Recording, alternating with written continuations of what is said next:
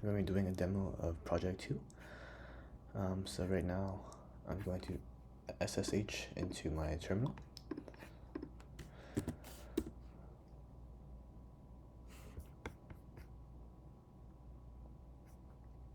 Alright, so we're going to do the commit check first. So let's go ahead and do git clone. Let me pull up the link.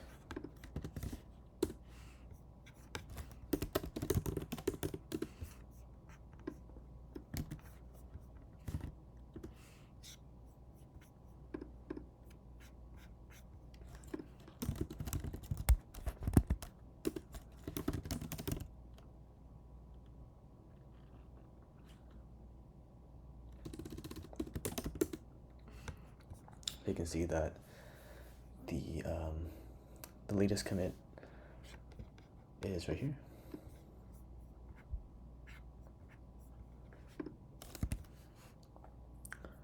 Next thing we'll do is we're going to show our data counts.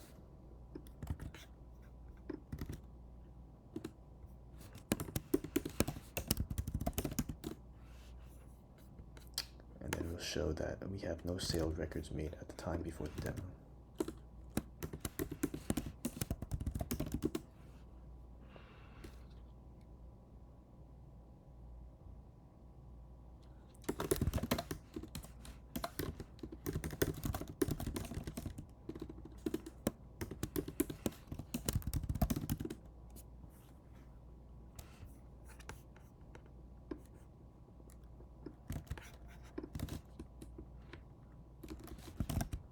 Today's date is April 30th.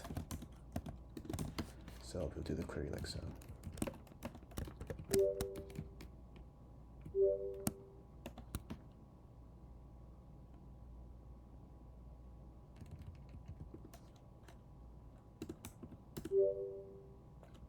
Sorry about that.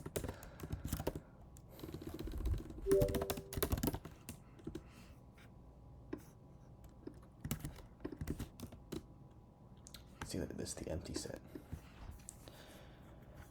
Great, so now we're going to deploy our web application on the AWS instance. So we'll go ahead and do make a package.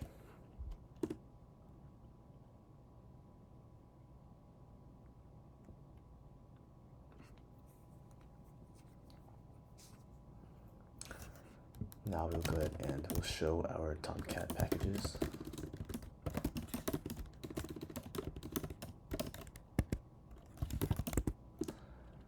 We see that we do not have CS122B WAR file. We'll now go ahead and copy our WAR file into the web apps folder.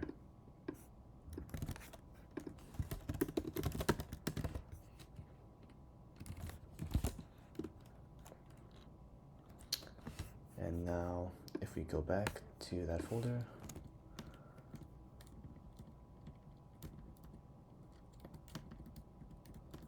here, we'll see that now we have the 120B WAR file. So now let's go ahead and let's look at the web application.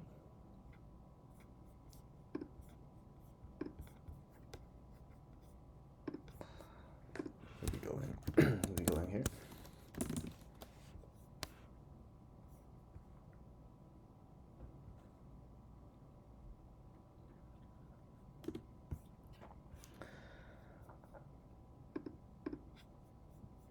And let's go to the site.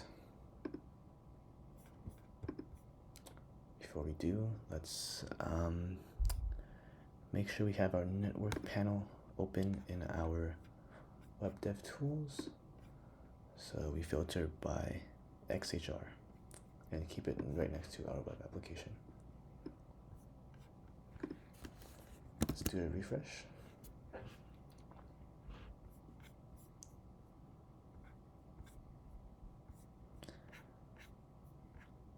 And we will manually type into the browser address bar with some other URL like cart.html.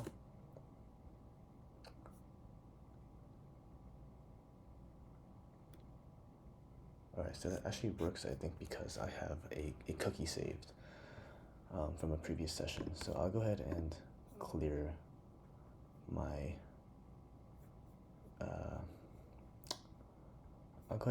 my cookies for the past few hours, say the last hour. That should not have happened, but that's all right. We'll try it again.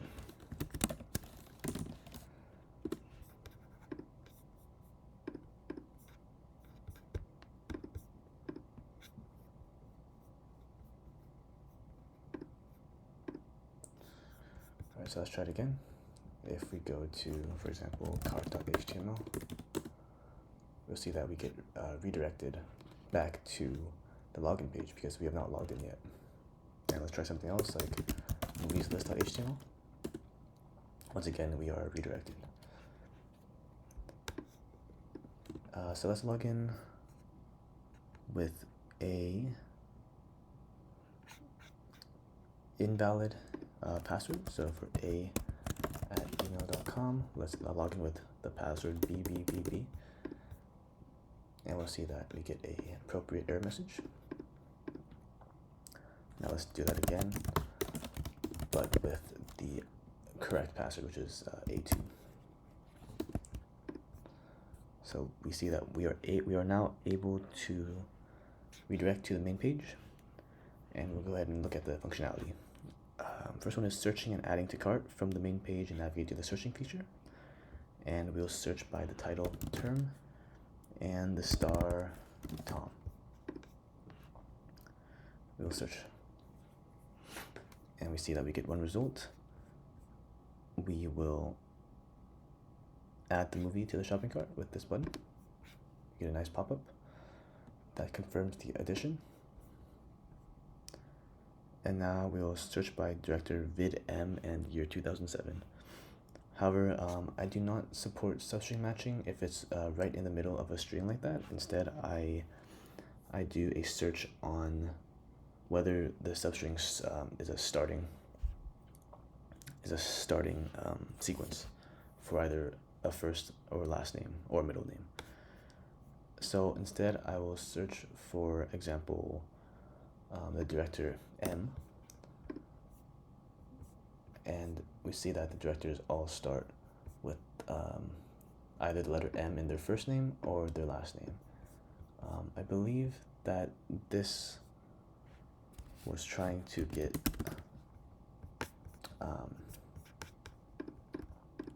somebody with the name, the first name that ends with VID and the last name starts with M.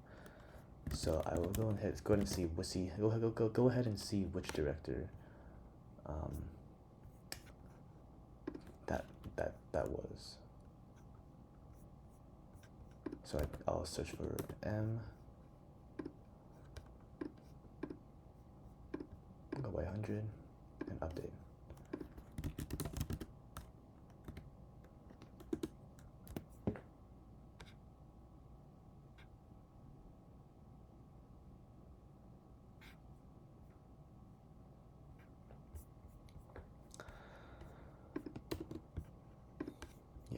So let's try another query. For example, the year 2007, and the director with the name M, and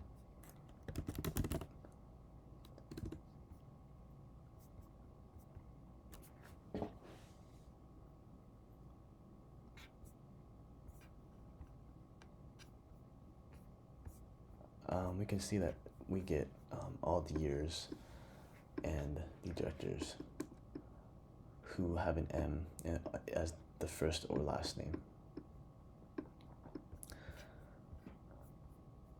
So this shows how we can support searching.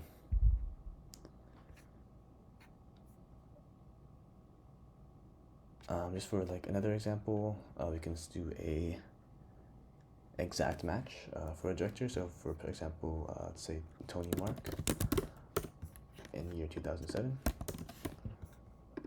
We can see that we do indeed get that exact result, where the director is Tony Mark, and the year was 2007. And let's go ahead and add this to the cart.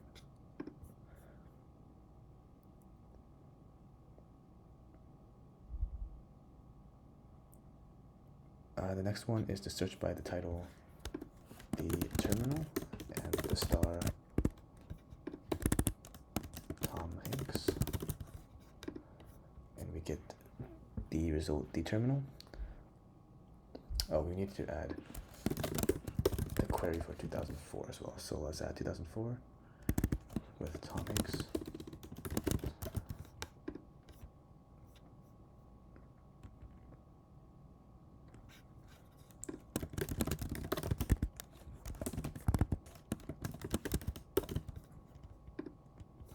Sorry about that, but you can see that we can search by the title, the year, and the star, Tom Hanks, all in one search, and get this one result.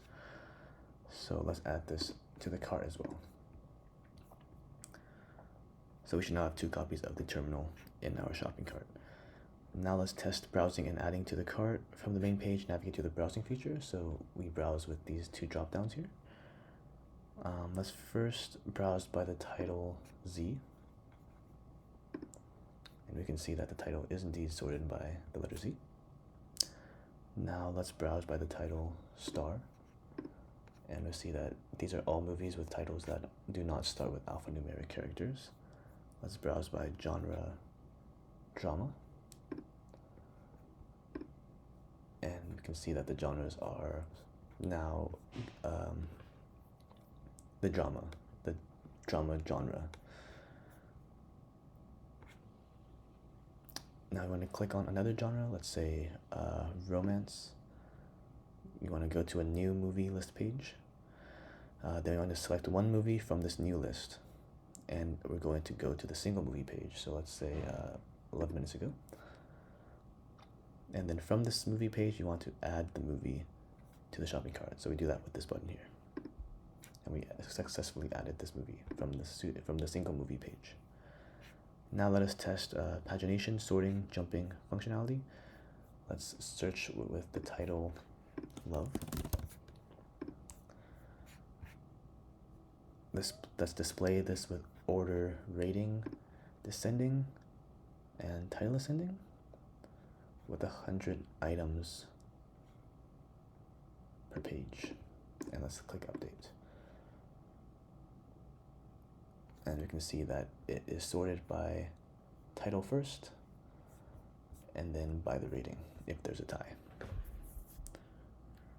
Now, since we're on page 1, let's try go to the previous page. We see that the button is disabled. If we go to the last page, we'll see that the button is also disabled because there are no more records to retrieve.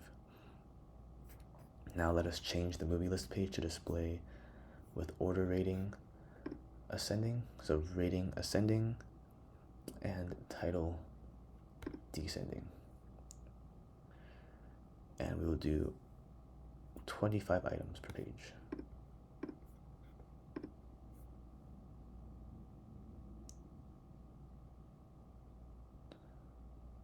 Now we'll go to the third page.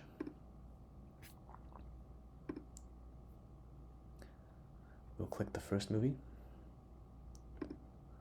Then we'll click the first star of that movie. And we'll jump back to our results page.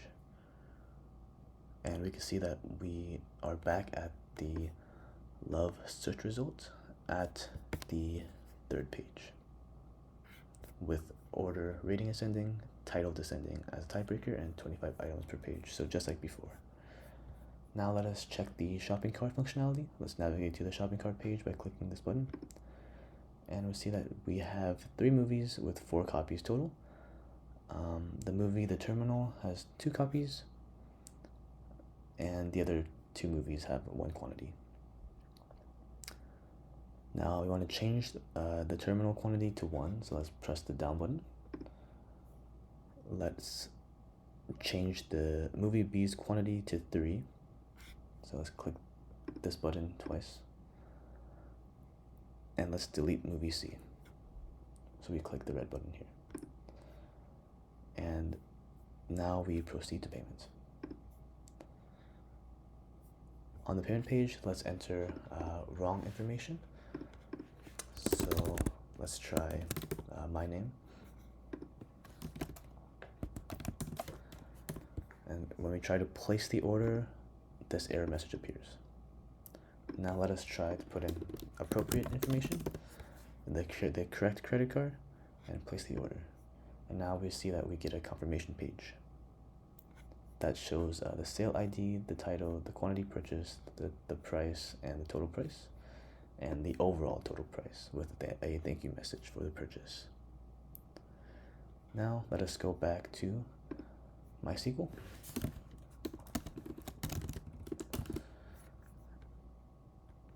And let's run the query.